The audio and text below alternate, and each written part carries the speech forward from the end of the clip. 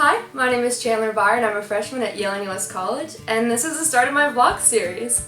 I just graduated from Tahoma Senior High School in Covington, Washington, which is in the United States of America.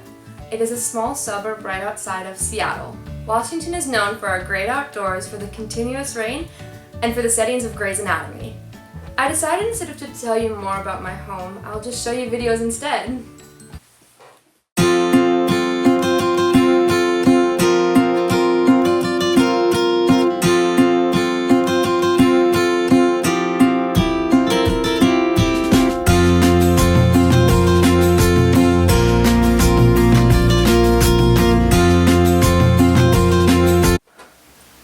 I decided to attend Yale-NUS College for a multitude of reasons, but the first and foremost important reason on why I chose to go to Yale-NUS was the fact that Yale-NUS focuses on global, hands-on, experiential learning.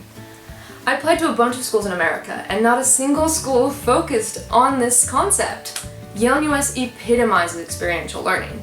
They encourage and allow students to go study abroad in order to learn more about that particular country.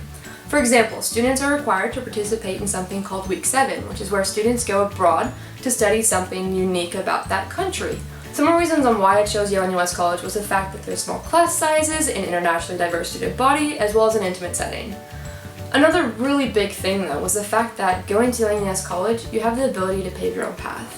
My class is the 4th founding class of Yale-NUS College, so it really allows us input and say for what the college will look like for the future years to come, which is super cool and really rare. If there's a club I want to be in that Yale-NUS doesn't have, I can create it, and if there's a class that isn't offered, I can start one for hopefully for the next year. But something that's super cool is the fact that Yale-NUS doesn't really have a cookie-cutter template, and the fact that you don't have to declare your major until junior year really epitomizes the fact that you really dictate your college experience. I am so excited to move to Singapore and start my studies at Yale-NUS College. But with that excitement comes a little bit of nerves. I'm moving halfway across the world.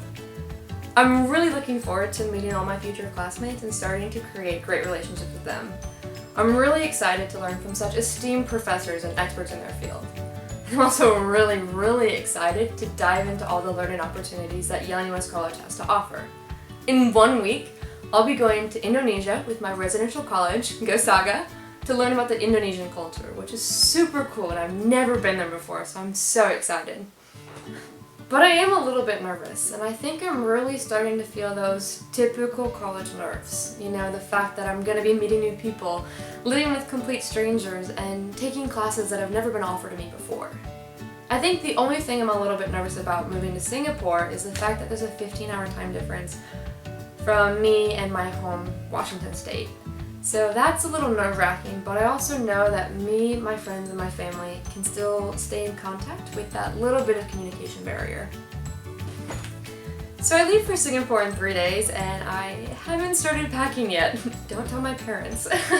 I know for sure I'm going to bring a bunch of summer-type clothing because it's really hot in Singapore year-round, but I also heard from the upperclassmen at Yale-NUS College to bring sweaters because they use air conditioning in the classrooms and it makes them quite chilly.